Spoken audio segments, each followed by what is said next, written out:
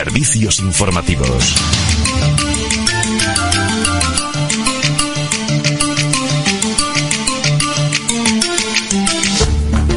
Nos acompaña presencial, aquí está, Manuel Neila, poeta, ensayista y traductor español, con trayectoria política como candidato a la alcaldía de Morata de Tajuña por el PSOE.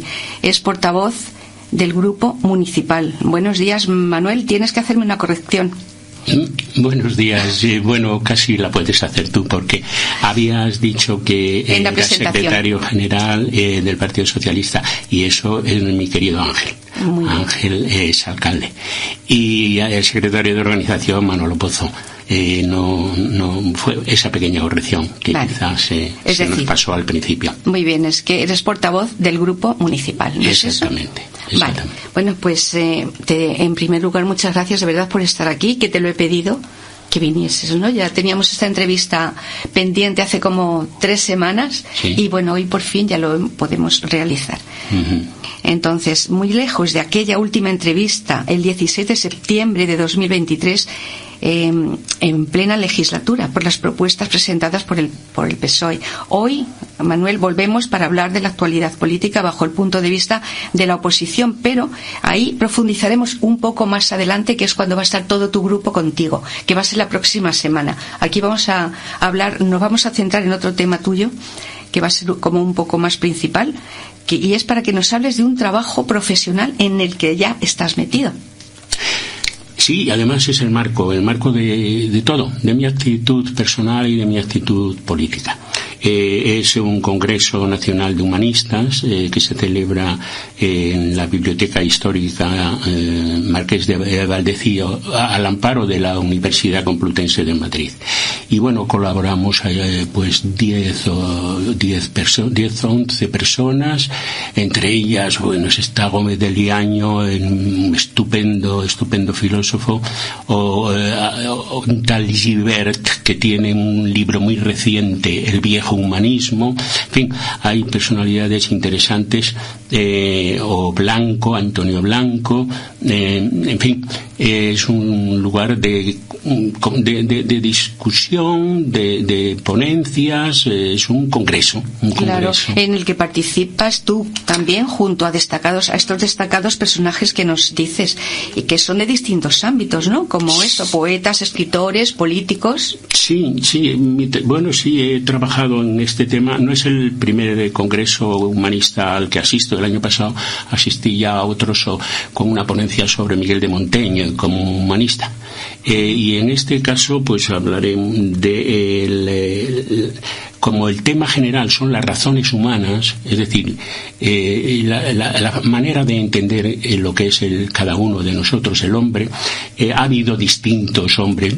A mí me gusta decir que hay distintos árboles, que no, los árboles en general son muy diversos, ¿no? Porque el olmo, el pino, el brezo son distintos. Y pues los hombres también hay distintas categorías. Está estudiado para el que quiera en la antropología muy bien.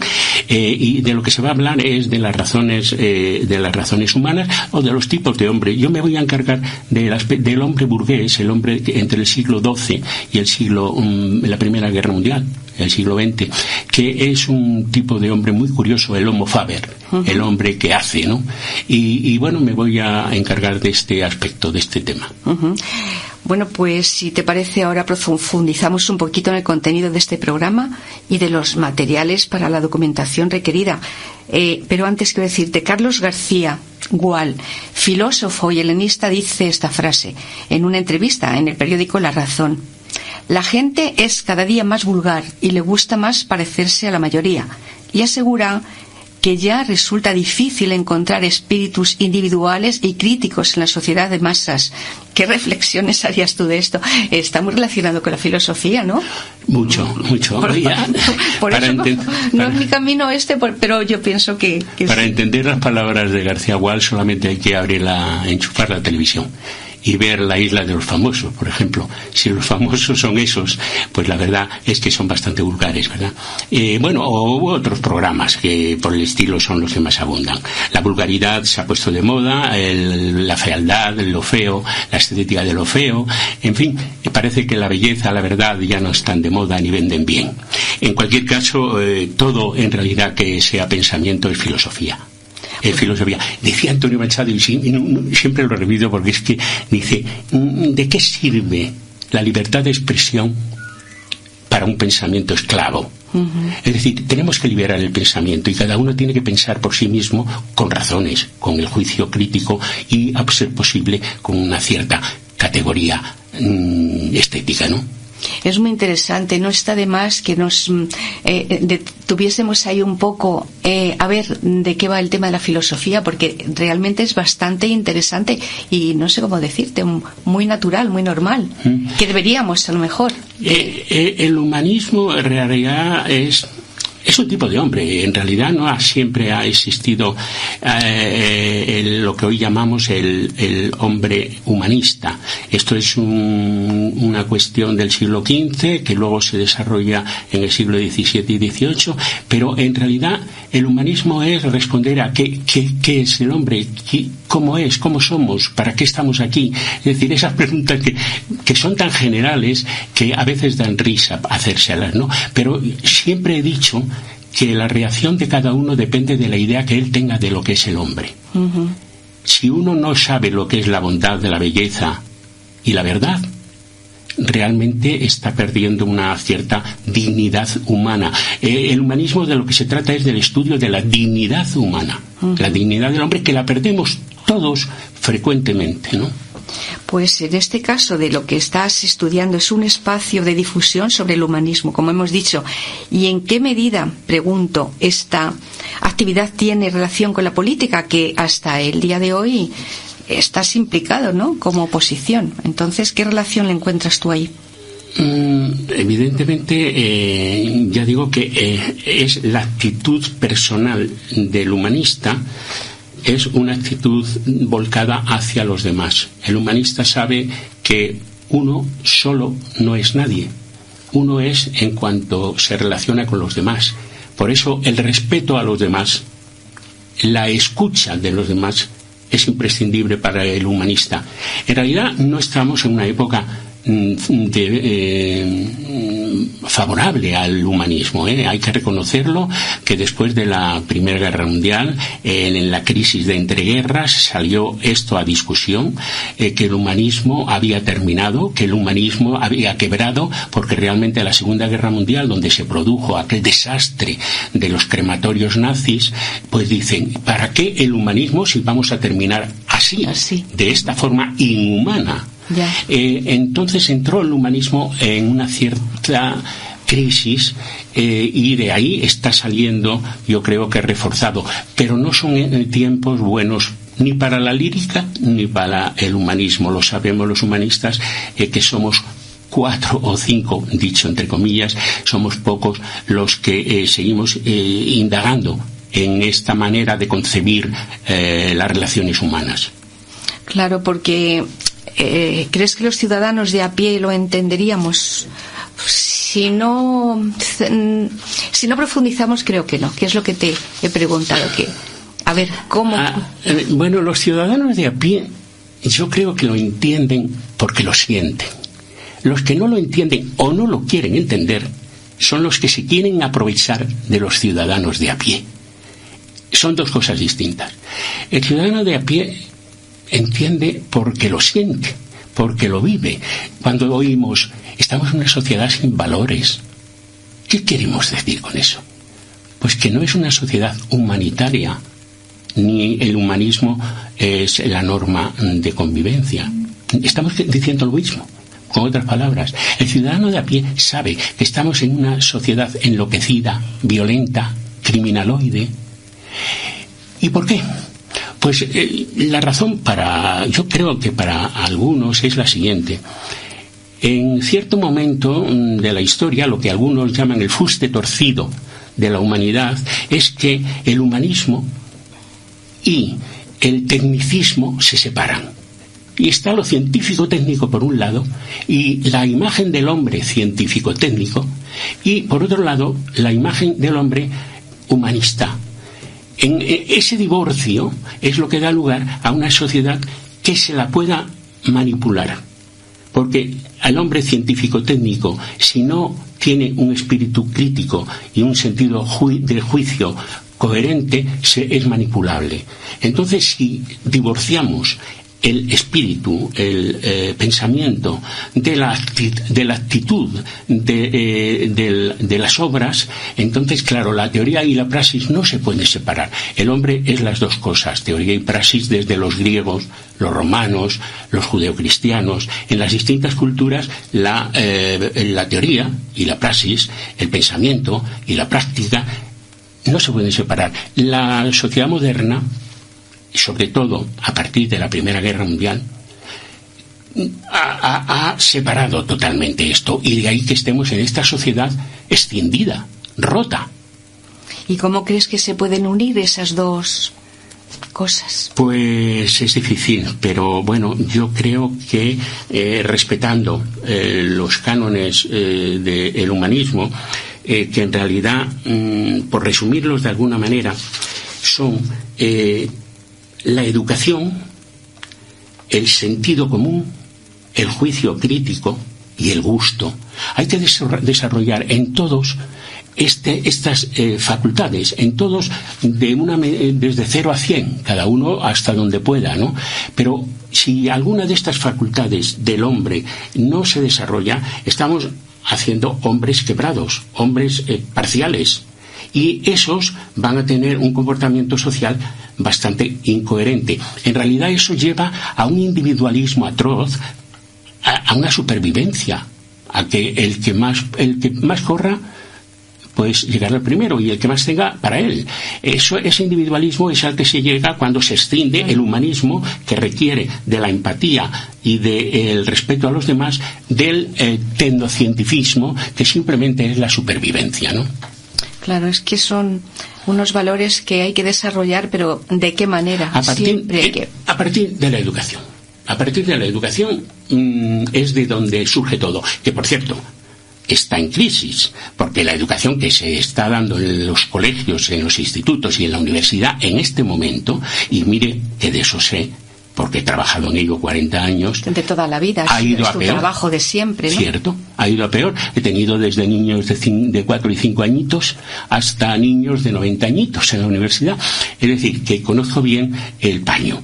Y realmente estamos en una sociedad que no ha estudiado el problema, que los griegos ya estudiaron, la paideia, la formación del género humano. Hoy solamente nos preocupa producir consumidores. Y claro, esos consumidores luego obran como obran. Cuando van al mercado, si no tienen dinero, no pueden comprar, por tanto lo roban si no lo tienen. Es decir, una sociedad esquizoide en la que estamos. Pero es que tiene que ser, nos tenemos que dar cuenta de la enfermedad para poder curarla. Ya. Pues sí, eso es. Y bueno, luego a partir de la educación ya entraría la política.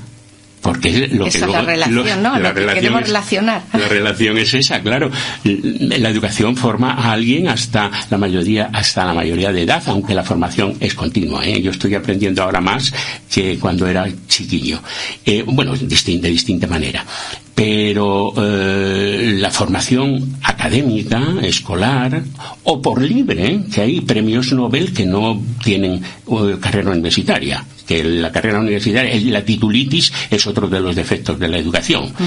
Entonces, la educación que estamos impartiendo y que estamos recibiendo es errónea, está equivocada, porque los resultados están equivocados, no es porque lo diga yo o porque lo diga otro, ¿verdad? Es que los resultados los tenemos aquí. No es una educación. Y luego, la proyección de esa educación sería la política. Porque en la política, ¿qué es? Pues la convivencia pública. Antes, el individuo vivía en sociedad para la sociedad. Hoy no. Hoy queremos que la sociedad nos sirva a cada individuo. Ponemos la sociedad, es decir, ponemos el carro delante de los bueyes. Uh-huh. Queremos que la sociedad esté a nuestro servicio, al servicio de cada uno de nosotros. Y no es así. Cada uno de nosotros estamos al servicio de la colectividad. Si esto se aplicara así, Manuel, si se aplicara así, no había el problema que tenemos político, no de aquí municipal, sino en general. Pasamos a lo municipal, sí, si quieres.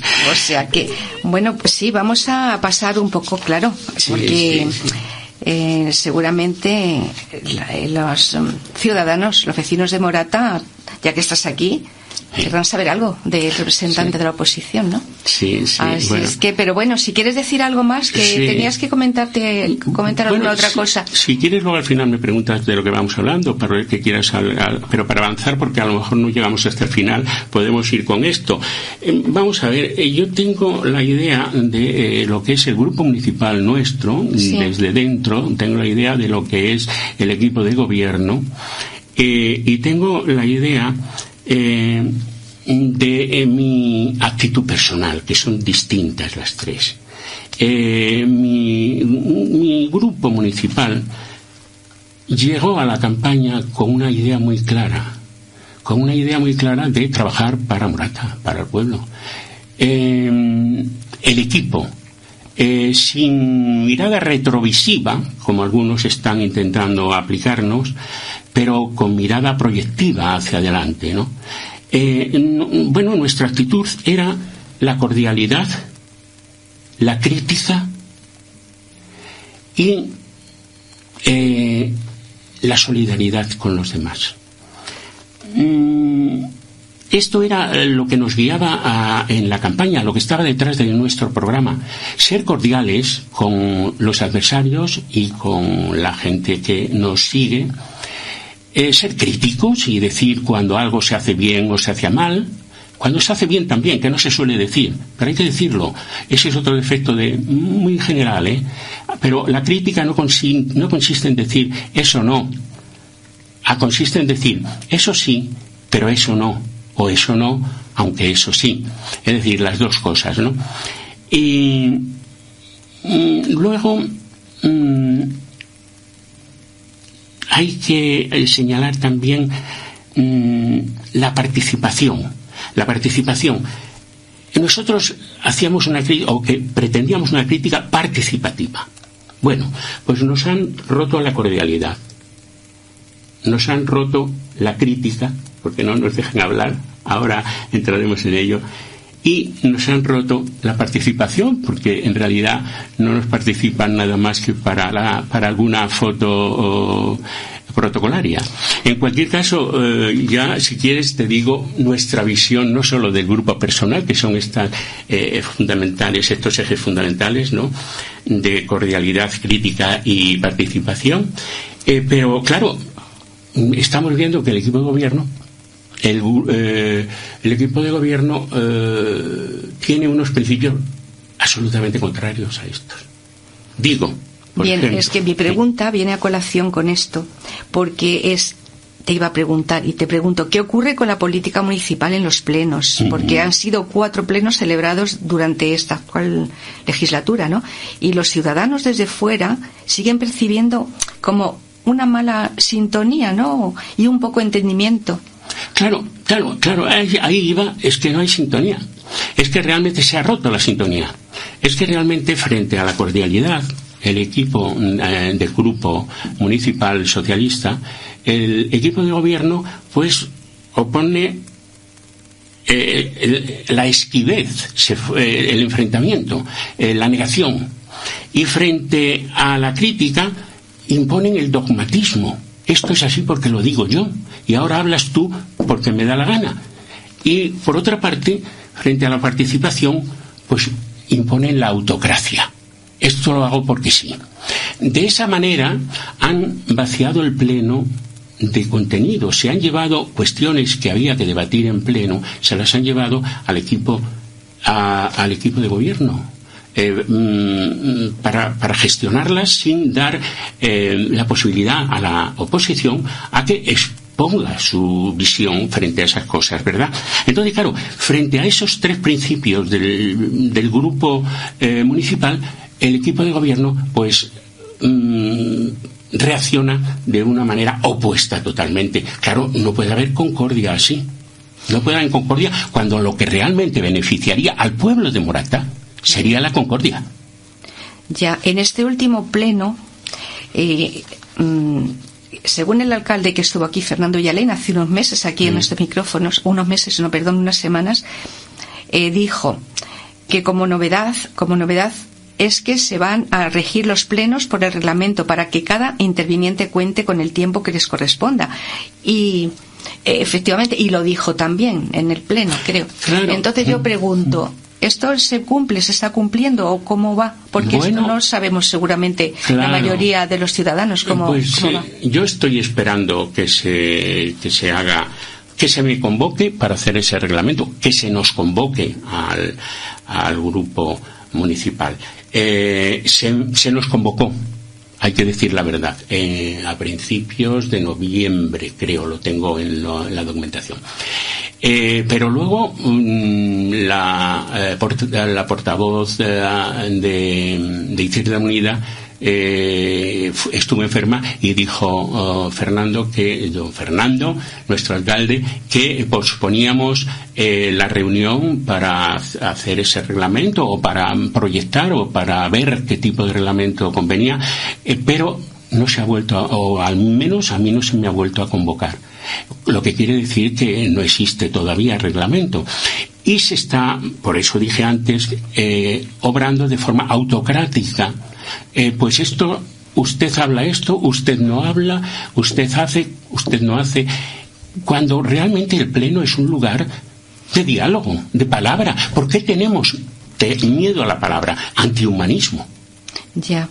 Pero se está aplicando en otros municipios este tipo de, ¿no? De esta manera no. De todas maneras, es decir, de esta manera de que solamente puede hablar el portavoz, mientras que los demás concejales tendrían que meter una propuesta, una pregunta por la sede electrónica, etcétera, etcétera, no se está haciendo. De hecho, también se pueden revisar los plenos anteriores, donde se daba la palabra al que la pedía. Creo entender que así es. Si se me desmiente, estoy dispuesto a aceptarlo, pero creo que anteriormente, en las dos o tres, pues Mariano Franco, por ejemplo, con Mariano Franco se hablaba el que pedía la palabra. Ya. Pero eso lo sabe el pueblo que escucha la radio y que escucha los plenos, que así era. Ahora, si se quiere decir que no era así, no lo sé. Ya, y será quizás que haya cambiado todo esto, esta forma de hacerlo. No. Vamos a ver, en ley, mientras no hay reglamento, de alguna manera el sentido común al que hablábamos antes y el juicio crítico te dice: el Pleno es un lugar de debate, de confrontación, en el buen sentido de la palabra confrontación, de propuestas. Entonces, claro, si privas a los concejales que hablen pidiendo respetuosamente la palabra, claro está, eso se da por supuesto, pero si privas a los concejales de la palabra, te privas al Pleno de existencia. ¿Para qué vamos? Claro, de cualquier manera, en el siguiente pleno es cuando se podrá aplicar, ¿no?, este tipo de... Porque antes no se podrá hacer. Antes de eso hemos denunciado, es una cosa que creemos que está fuera. Si no fuera de ley, al menos no está contemplado en la ley que se le quite la palabra a los concejales. Al menos no está contemplado. Eso con seguridad. Y nuestros servicios jurídicos así lo atestiguan. De hecho, hemos hecho una denuncia en este sentido. Pero bueno, como se hacen otras denuncias, ¿verdad? Lo que nos parece, como no se nos da pie a que hablemos y discutamos este tema, pues tendremos que hacerlo por vía judicial. Volvemos a lo de la política nacional. ¿Hay que judicializar la política? Yo creo que no, que la política es política y la judicatura es judicatura. Pero claro, cuando ya no se rompe la palabra, si es que la palabra es central, por eso el humanismo, y vuelvo a él, y si nos falla el humanismo, estamos en la inhumanidad. Y la inhumanidad, pues, es la autocracia, la dictadura, esto se hace porque yo soy el gallo más gallo del corral, y ese tipo de cosas, ¿no? Pues yo entiendo que este reglamento es para que cada interviniente cuente con el tiempo que le corresponda. Claro. Y entonces, claro, en cierto modo, casi es razonable esto, es razonable, sí. Porque claro, no puede ir cada uno con un tiempo que no corresponde, porque entonces el otro no puede hablar. No, el tiempo lo regula el alcalde presidente, ¿eh? Eso sí está contemplado en ley, que el que regula el pleno, eso sí está contemplado. Lo que no está contemplado es que no se pueda hablar. O sea, que el alcalde regula el tiempo de participación, eso está contemplado en la ley. Lo que en la ley es ambigua o no se ha llegado a precisar, ya sabemos que las leyes son muy abiertas, comprensivas. Lo que no está es quién tiene, en qué orden, quién, pero vamos, el sentido común eso lo da, pues el que necesite exponer, el que tenga una idea para exponer. Pero ten en cuenta, Manuel, con el tiempo que te dé el alcalde presidente, claro. Claro, pero ten en cuenta que en un pleno, según lo que yo veo desde fuera, ¿no? Pues todos van a decir todo lo más que pueden y lo más rápido que pueden. Y yo creo que quizás a lo mejor ese es el problema, ¿no? Que no se espera que cada uno le corresponda su tiempo. No es problema de tiempo, no. Al menos no nos ha dado tiempo al tiempo. Ya. Es decir, no hemos tenido tiempo de caer en eso, porque no se nos ha dejado. Nosotros sabemos que las intervenciones deben ser concisas, claras, precisas, y con respeto al tiempo que te ofrezca el presidente, el señor alcalde presidente. Eso lo sabemos y lo respetamos.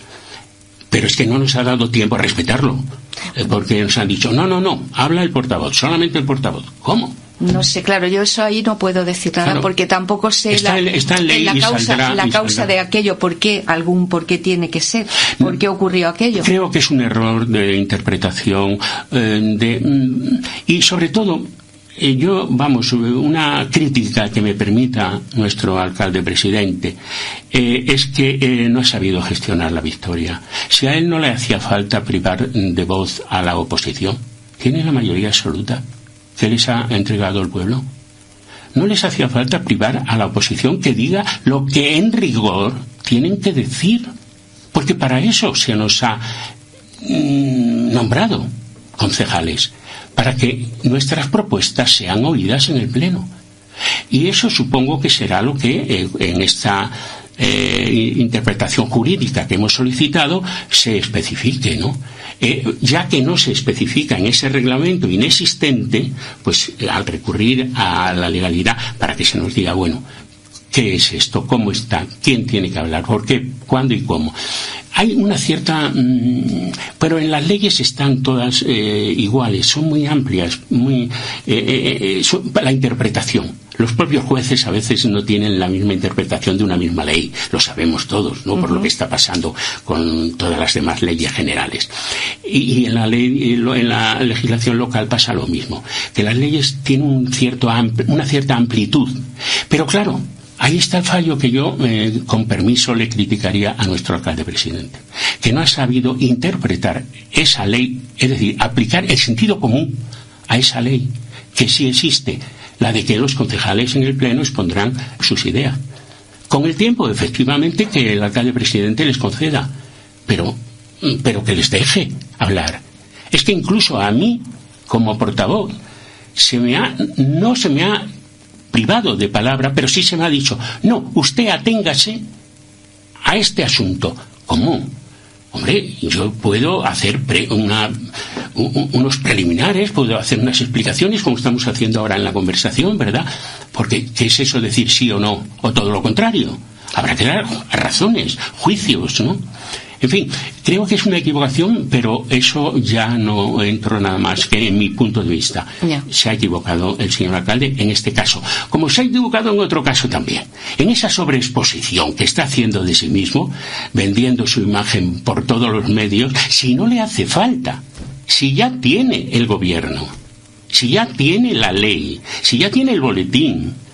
Es que no sé, no entiendo a mi alcalde presidente en este momento. De cualquier manera, a ver, echando un poco la vista atrás, en la otra legislatura anterior que gobernaba el PSOE, ¿por qué también en los plenos, que siempre lo he dicho, y cuando venía aquí Ángel Sánchez, el alcalde, cuando era alcalde, y cuando habéis venido del grupo de una y de otra parte, siempre he dicho, pero ¿por qué pasa esto en los plenos? Es que no es una novedad lo que está pasando ahora. Por eso te hacía yo la pregunta, ¿por qué si desde fuera seguimos viendo más o menos que ocurre lo mismo, un poco de entendimiento no vendría mal, pero es que antes también ocurría lo mismo?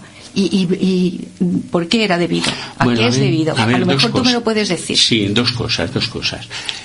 Estoy de acuerdo en que en los anteriores había discusión. Bastante, además. Bastante discusión. Uh-huh. Pero es que ahora no la hay.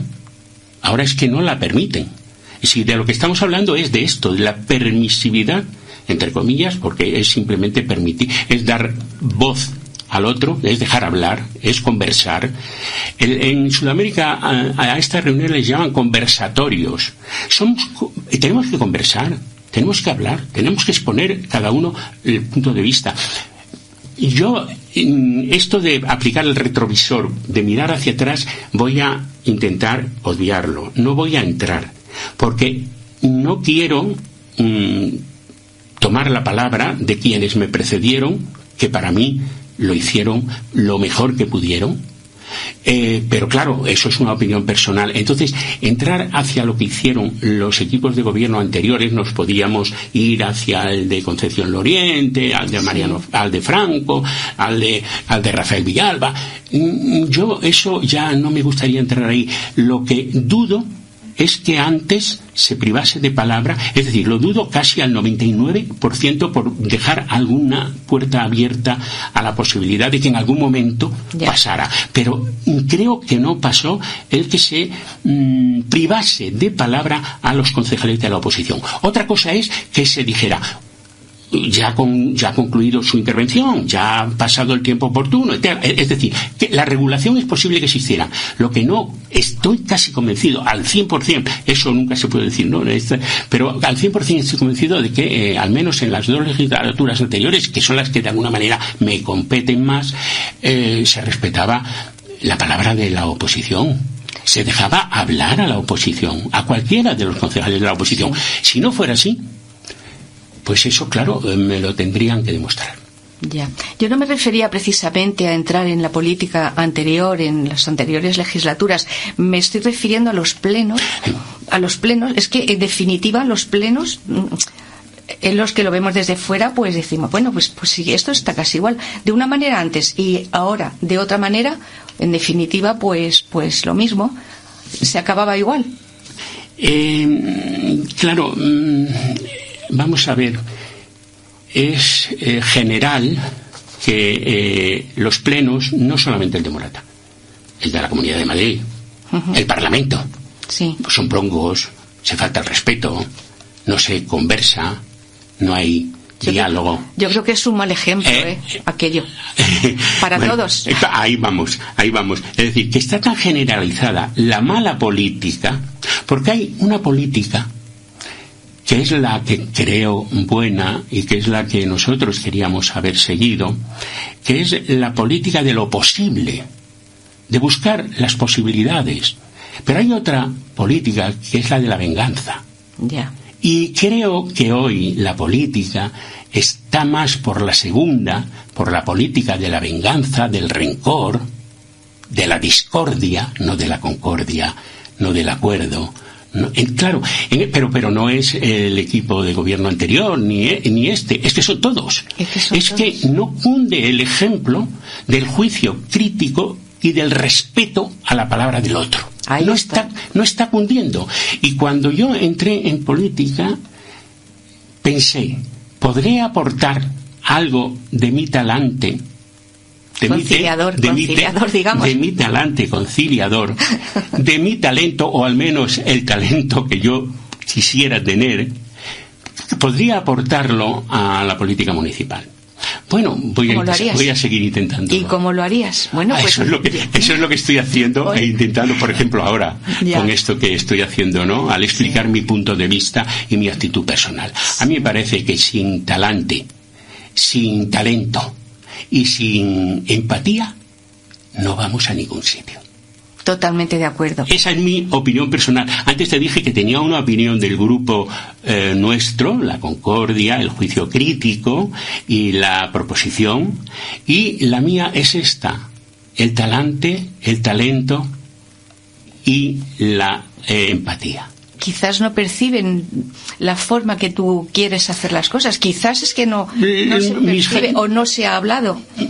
Mis compañeros de grupo sí, lo que no perciben son la oposición. Claro, que los de tu grupo ya lo saben. Claro. Tienes que hacer que lo sepan los demás.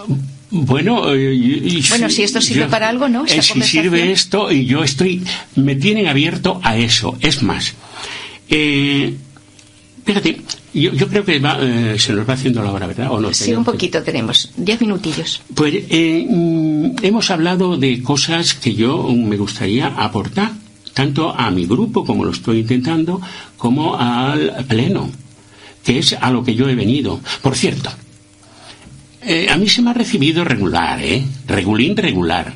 A mí se me ha dicho, uy, el viejo profesor, uy, el profesor, uy, el tal, no sé qué. Es decir, se me ha querido soltar antes de entrar. Ya. Se me ha querido apartar antes de entrar, amortizar antes de entrar, ¿verdad? Es más, todavía hay alguno que está deseando amortizarme, pero bueno, lo van a tener difícil, porque yo voy a seguir ayudando a mi gente y aportando todo esto que pueda. Y todo esto que pueda, pues a ver, mira, hemos hablado de la defensa del humanismo frente a la inhumanidad. Hemos hablado del elogio de la palabra, que es lo que vamos a hacer en el Festival Literario Nacional 5 noches, 5 días, 5 noches, 5 villas. Fíjate, ayer estuve en el Ateneo de Madrid, en la sala donde Buero Vallejo escribió La Escalera y donde Carmen Laforet hizo Nada, aquella novela tan extraordinaria donde han pasado Pío Baroja, Unamuno. Estuvimos allí reunidos, Ana de Los Ángeles Marín, la directora general de Políticas contra la Despoblación y Ministerio para la Transición Ecológica y el Reto Demográfico, fíjate qué largo, y María José Gálvez, directora general del Libro y Fomento de la Lectura del Ministerio de Cultura. Estuvo también Miguel Losada, un estupendo escritor, Santos Navarro, Raquel Lanceros, una poeta estupenda de nuestros días, Rafael Soler, novelista también, el dueño o el gestor del café comercial, Belén Elisa Díaz, también otra. Estuvimos hablando, y con los concejales y con los alcaldes de las 5 villas del noroeste de Zaragoza. Allí se hace ahora un festival literario. Se quiere llevar la palabra, y hago esta mención porque tenemos que recuperar la palabra. Y entre todos llegamos a este acuerdo, que el cultivo sería lo fundamental para corregir todo. Cultivo del espíritu mediante la educación y la cultura, cultivo de la tierra que nos sustenta y que de alguna manera todos somos terruñeros, y cultivo de la estética, a ver si podemos ser un poco más cultos. Allí las bibliotecas funcionan extraordinariamente en las 5 villas, y aprovecho para invitar a que fueran los que pudieran a estas jornadas, que son el 10, 11, 18, 24 y 25 de mayo en los pueblos de estas 5 villas, entre ellos Sos del Rey Católico, el lugar donde nació nuestro Fernando el Católico. Allí precisamente iré a comentar unas cosas y a leer unos poemas. Ya que Morata no me invitan, bueno, a ver si me invitan. Allí me han invitado, ¿no? Bueno, pues vamos a celebrar el cultivo del espíritu, del humanismo, de la palabra, de la belleza, en esas noches espléndidas donde las estrellas nos iluminen a todos un poco, ¿no? Que falta nos hace. Entonces, esa sería una forma. Esto que estuvimos haciendo ayer, que está subvencionado por el Ministerio de Cultura, de Agricultura, pero es la fusión entre lo popular y lo culto, la tierra y el espíritu. Es eso a lo que tenemos que tender, y desde el humanismo es lo que invitamos a hacer. Por eso mi aportación sería esto: más humanismo, menos inhumanidad. Pues sí, entiendo ahora un poco mejor la relación que tiene el humanismo con la política. Lo entiendo un poco mejor, y que se podría aplicar, pero está en la voluntad de todos. Sí, es interesante, porque fijaos, en el siglo XV, XVI, XVII, el Quattrocento, Cinquecento italiano, donde salió Miguel Ángel, todo eso que vamos ahora de turistas a ver al Vaticano y todo aquello, todo eso surgió ¿de qué? Del humanismo. Eso fue el Renacimiento. El Renacimiento tenía una querida, o un querido, que sería el humanismo. En este caso serían dos en masculino, pero es la cultura humanística, ¿no? El Renacimiento y el humanismo de los siglos XIV, XV, XVI, desde Petrarca, Erasmo, Miguel Ángel, bueno, poetas, músicos, escultores, políticos, todos trabajaban ¿en qué? En hacer Florencia, Roma, y esto es lo que hoy hemos perdido, porque hoy creemos que lo tenemos todo con la inteligencia artificial. Y la inteligencia artificial en realidad es el ordenador del siglo XXI, no es ni más ni menos que eso. Nos quieren deslumbrar con la inteligencia artificial, con unas gafas donde vemos cosas raras. Bueno, eso, si cierra uno los ojos, lo ve todo mucho más claro. Ya, muy bien. Pues Manuel, a ver si se puede aplicar y todo esto a la política municipal, que estaría muy bien. Y como mensaje, ¿qué dirías tú a los vecinos de Morata? Esa es otra, hombre. Yo a los vecinos, lo primero, que vaya todo mi afecto, todo mi cariño, porque he estado conviviendo con todos, adversarios y favorables a las ideas que comparto, pero también a los adversarios, porque cada uno debe tener su propio criterio, su propia idea. Lo único que se le pide es que las razone y que las justifique y que las comparta. Entonces yo respeto a mi gente, a la gente de Morata, como he respetado a la gente de Hervás, mi pueblo de nacimiento, a la gente de Sotrondio, mi lugar y de Oviedo, mi lugar de formación. Allí donde estoy busco concordia, busco empatía, busco respeto, busco mejora, busco solidaridad. Y eso es lo que he venido a traer a la política municipal. Y que no se empeñen en echarme, que yo voy a seguir R que R, solamente haciendo o predicando con el ejemplo. Muy bien, pues creo que sí que lo conseguirás. Y bueno, me alegro porque, bueno, yo creo que hemos hecho una entrevista mezclando una cosa con otra, amable, y mezclando una cosa con otra, que en definitiva es lo que hay que aplicar, ¿no? Una entrevista humanística, ahí lo podríamos decir. Sí. Muy bien, tenemos que comunicar también que la próxima semana vas a volver con tu grupo municipal, ¿no? Sí. Con tu grupo que... Sí, posiblemente, ¿no? Como yo he hablado hoy, pues les dejaré la palabra a ellos, aunque yo los acompañe, pero les dejaré más la palabra a ellos, que necesitan hablar ya que no pueden hablar en los plenos. Bueno, permítaseme esta pequeña sátira. Ya, sí, he concertado con ellos entrevista para la próxima semana, si es que aquí esperamos. Y bueno, y que se consiga ese consenso y empatía entre todos los que dirigen el presente y el futuro del municipio de Morata. Quería decir una cosa y hacer un pequeño recuerdo. Tenemos en Morata un servicio bibliotecario que es extraordinario. Óscar, que es el bibliotecario, es una persona que está trabajando en este sentido, lo que no se sabe, porque se va poco, se va mucho más al gimnasio, y que está bien, mens sana in corpore sano, pero la mens sana también, y claro, se va más al gimnasio que a la biblioteca, pero en la biblioteca hay 17.000 volúmenes, es decir, hay 2,5 volúmenes por cada habitante de Morata, que podríamos pasar de vez en cuando por ahí y echarle una ojeada. Sí, pues no estaría mal. Porque solamente se piensa leyendo. Cuando sin leer, la verdad es que solamente pensamos lo que nos dicen. Claro, pues hay un programa muy interesante de Cristina, mi compañera, que es los viernes, que precisamente hablan con Óscar y bueno, de la biblioteca, pues para promocionar y que se animen. Pues es un programa muy interesante que también decimos que... Una anécdota curiosa para dejar la cosa alta. En esta vía del Rey Católico, las señoras mayores han hecho con estas piezas de lana que se hacen de punto, han recubierto la torre del castillo completa, que se puede ver en internet para el que quiera verlo, ¿cómo le llaman? Castillo alfombrado. La han hecho toda una cubierta de punto de cruz. Sí. De punto no estoy seguro si es de cruz o punto de password. También. Pues ves, se puede unir todo: la artesanía, la agricultura, la buena voluntad. Muy bien, pues nos quedamos con ello, Manuel, con tu mensaje sobre todo, y nada, y te esperamos la próxima semana, Manuel Neila. Muy bien, muchas gracias. Espero que algunos nos digan, es que eres un predicador.